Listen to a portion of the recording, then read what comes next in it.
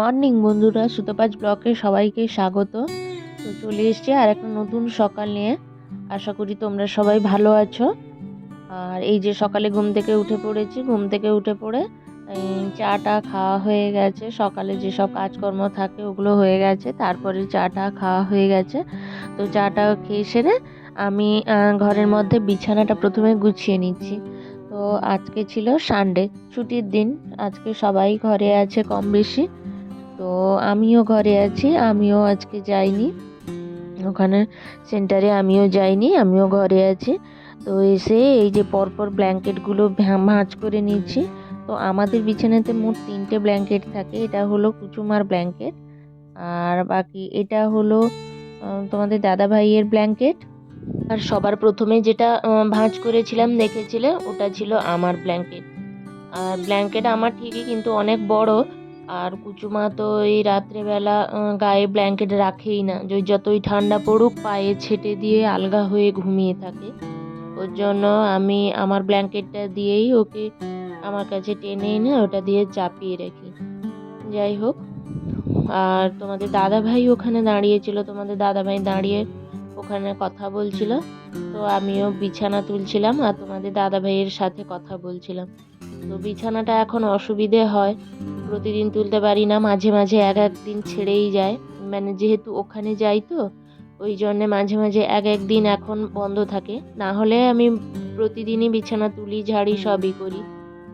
তো তারপরে ওই যে ওখানে কুচুমার মোজা টোজাগুলো ছিল, রাত্রেবেলা ঘুমানোর আগে খুলে ঘুমায়, মোজা টোজাগুলো ছিল, ওইগুলো ওখানে রাখলাম সব খুলে।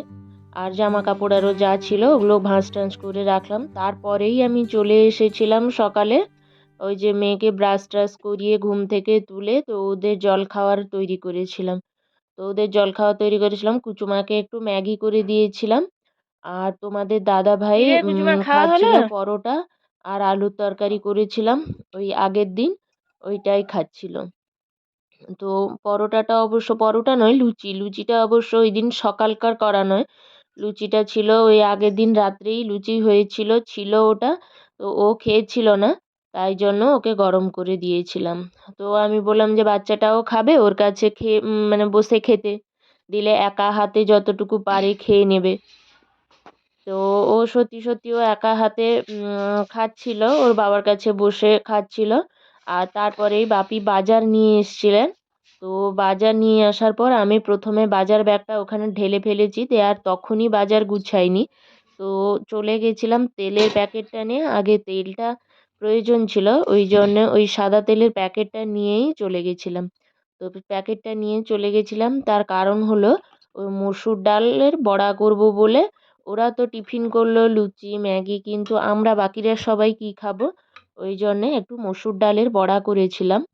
মসুর ডালটাকে আগের দিন রাত্রে ভিজিয়ে রেখেছিলাম, তারপরে সকালে বেটে ওর সাথে হালকা করে একটু বেসন মাখিয়ে, তারপরে পেঁয়াজ কুচি লঙ্কা কুচি দিয়ে এইসব মাখিয়ে টাখিয়ে তারপরে ভেবেছিলাম।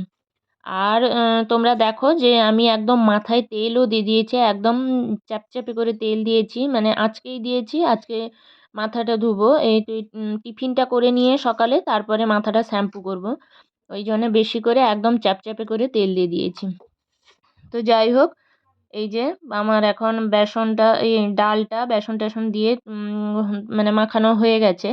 আর মা পেঁয়াজ কেটে রেখে গেছিলেন, ওই পেঁয়াজ দিয়ে এবার কড়াই তেল দিয়ে আমি ভাজা আরম্ভ করে দিলাম। আর এখন প্রায় ওই 9টা মতো বেজে গেছে, তো সবাই টিফিন খেতে চলেও আসবে, ওই জন্য তাড়াতাড়ি করে ভাজাটা আরম্ভ করে নিয়েছিলাম।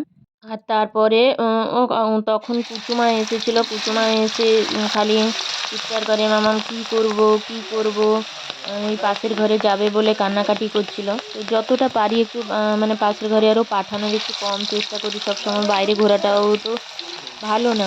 আর বাচ্চাদের এই একটা সমস্যা, সারাদিন জিজ্ঞেস করতে থাকে মামাম কী করব কী করব, কার সঙ্গে খেলবো, এই ধরনের জিজ্ঞেস করতে থাকে। তো যাই হোক, মোটামুটি জল খাওয়ার আরও খেয়ে টিফিন আরও খেয়ে তো চলে এসেছি, মাথা টাথা ধুয়ে নিয়েছি, স্নান করে নিয়েছি। তো স্নান করে আমি রান্না বসিয়ে দিয়েছি। এই যে রান্নাঘরে চলে এসেছি, এখন রান্না বসিয়ে দিয়েছি। তো মা ওখানে বসে সবজিটা কেটে দিয়েছিলেন। আর আজকে তো এই চিকেন হবে, ওই জন্যে আর মানে ইয়ে করা হয়নি, অন্যান্য আর কোনো সবজি তেমন কাটা হয়নি, শুধু যেটা ভাজা হবে ওটা কেটে দিয়েছিলেন। তো তারপরে আমি রান্নাবান্না শেষ করে যে খাওয়া দাওয়া শেষ করে একটা লম্বা সময় নিজেরা রেস্ট নিয়ে তারপরে এই যে উঠে পড়েছি, বিকালের এই যে ঝাঁট টাঁট দেওয়া এ করা ওই সব করতে চলে এসেছি। তো আজকে তো আজকে তারপরে দেখো বিকেলের দিকে একটু শাড়ি পরে নিয়েছিলাম। তো এই শাড়িটা এই যে বাপি এনে দিয়েছিলেন, যেটা তারকেশ্বর গেছিলাম বাপি এনে দিয়েছিলেন। তো ওই শাড়িটা পরে নিয়েছিলাম। তো শাড়ি টাড়ি পরে নিয়েছিলাম, তারপরে এই যে ঘর ঝাড়ু করছিলাম। এটা হলো মা বাপির ঘর।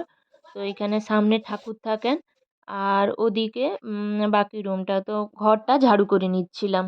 আর কুচুমাও এই সময় খেলতে বেরিয়ে গেছে, তো ভালোই হয়েছে, ও এই সময় বাইরে ওই বেরিয়ে গেছে একটু খেলাধুলা করবে বলে। তো আমি এই ফাঁকে কাজগুলো আরও সেরে নিচ্ছি, তারপরে সে আসলে তাকে খাওয়ানো দাওয়ানো, সন্ধ্যের চা এগুলো তো আছেই। তো এই যে দেখো ঝাড়ু টাড়ু শেষ করে নিয়েছি, কুচুমাও ঘরে চলে এসছে। তো আমি প্রথমে এসে চাটা বসিয়ে দিয়েছি। তো আজকে একটু চাটা খেয়ে সেরেই ওকে খাওয়াবো, তো আগে ওকে খাওয়াইনি। তো এই যে দেখো চাটা বসিয়ে দিয়েছি।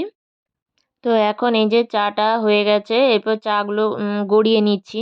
তো আজকে সবাই ঘরে আছে, তো চাটা খাবেন, তো চাটা হয়ে গেছে গড়িয়ে নিচ্ছি। আর সন্ধ্যাবেলা ওখানে মা বাপি দাঁড়িয়েও কথা বলছিলেন, আর আমাকেও একটা কি বলছিলেন বাপি। তো এখানে মা বাপি দাঁড়িয়ে কথা বলছিলেন আর আমি চাটা করছিলাম। আমাকে তো তোমরা বেশিরভাগই শাড়ি পরা দেখতে পাও না, কিন্তু শাড়ি পরে কেমন লাগছে তোমরা জানিও সেটা।